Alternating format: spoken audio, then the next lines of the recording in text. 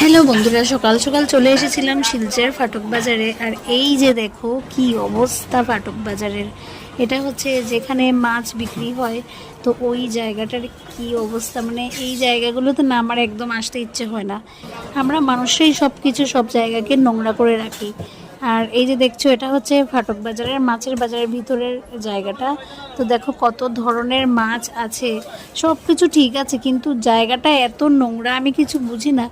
প্রশাসন বা আমরা মানুষ, আমরা কেন মানে ওরা নিজেরা এই জায়গাটাকে ইউজ করে, কিন্তু নিজেরা মানে ঠিক করে রাখে না। মানুষই সব জায়গাকে নষ্ট করে, সব জায়গাকে নোংরা করে। ভগবান থোড়ি আমাদের পৃথিবীটাকে নোংরা করে দিয়েছে, আমরাই নোংরা করি এত সুন্দর পৃথিবীটাকে।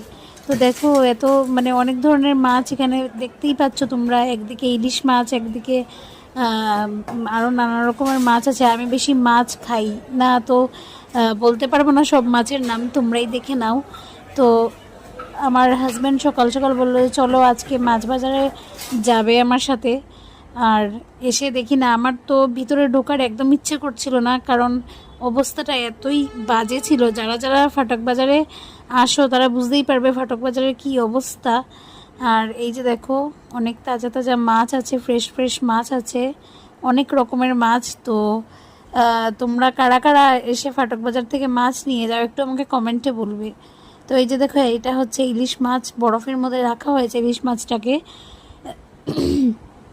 যাই বলো এই ইলিশগুলো যতই দাম হোক, কিন্তু আমি জানি না কেন আমার খেতে একদমই ভালো লাগে না।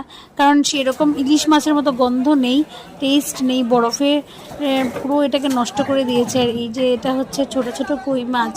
তো মাছগুলো আর আমার ভিডিওটা দেখে কেমন লাগলো অবশ্যই বলবে। আর আমরাও এই যে মাছ নিয়ে নিচ্ছি, এই যে দেখো। তো আমার হাজব্যান্ড মাছ নিচ্ছে আর আমি শুধু ক্যামেরা করছি।